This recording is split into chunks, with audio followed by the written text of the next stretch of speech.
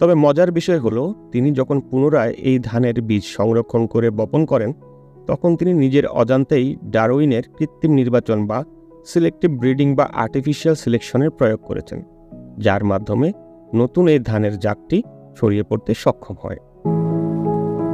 আমাদের আজকের আয়োজনে থাকছে বাংলাদেশের প্রধান খাদ্যশস্য ধানের একটি উচ্চ ফলনশীল জাত আবিষ্কারের মজার গল্প। তো চলুন কথা না বাড়িয়ে সরাসরি গল্পে চলে যাই।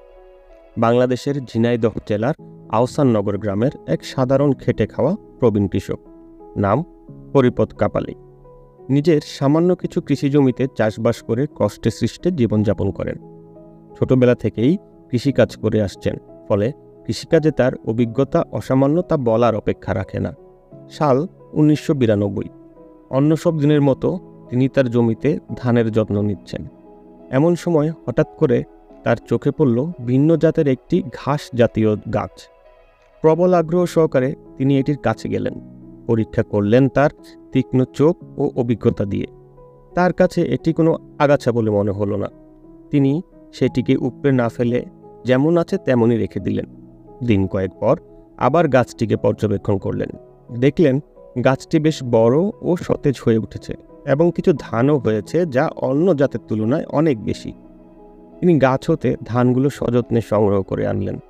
হরিপদ ওই ধানগুলো থেকে বীজ তৈরি করলেন এবং নিজের জমির এক কোণায় পরীক্ষামূলকভাবে চাষাবাদ শুরু করলেন। কয়েক মাস পরে ফলাফল আসে অকল্পনীয়। তিনি ওই ধানের আরও বীজ সংরক্ষণ ও নিয়মিত চাষাবাদ শুরু করলেন। পরবর্তীতে আহসাননগর গ্রামে বিষয়টি ব্যাপকভাবে বিস্তার লাভ করে। 1995 সালে একটি স্থানীয় পত্রিকার মাধ্যমে এই ধানের খবর স্থানীয় কৃষি সম্প্রসারণ অধিদপ্তরের নজরে আসে। তাদের বিভিন্ন পরীক্ষা নিরীক্ষার মাধ্যমে প্রমাণ হয় যে এটি একটি উচ্চ ফলনশীল জাত, যা BR11 নামেও বর্তমানে প্রচলিত। পরবর্তীতে হরিপদের আবিষ্কারের জন্য তিনি প্রায় 16টি বিভিন্ন জাতীয় পুরস্কারে ভূষিত হন। এই সাধারণ গ্রামের অসাধারণ কৃষক 2017 সালে পরলোক গমন করেন।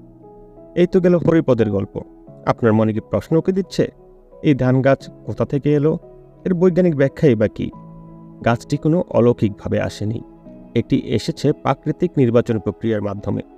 এর বিশদ বিবরণ আছে চার্লস ডারউইনের প্রাকৃতিক নির্বাচন প্রক্রিয়ার মাধ্যমে বিবর্তন বা Darwin's theory of evolution by natural সিলেকশনে। হরিপদের প্রাতিষ্ঠানিক শিক্ষা না থাকার কারণে হয়তো এর ব্যাখ্যা তিনি দিতে পারেননি। তবে মজার বিষয় হলো তিনি যখন পুনরায় এই ধানের বীজ সংরক্ষণ করে বপন করেন তখন তিনি নিজের অজান্তেই ডারউইনের কৃত্রিম নির্বাচন বা সিলেক্টিভ ব্রিডিং বা আর্টিফিশিয়াল সিলেকশনের প্রয়োগ করেছেন, যার মাধ্যমে নতুন এই ধানের জাতটি ছড়িয়ে পড়তে সক্ষম হয়।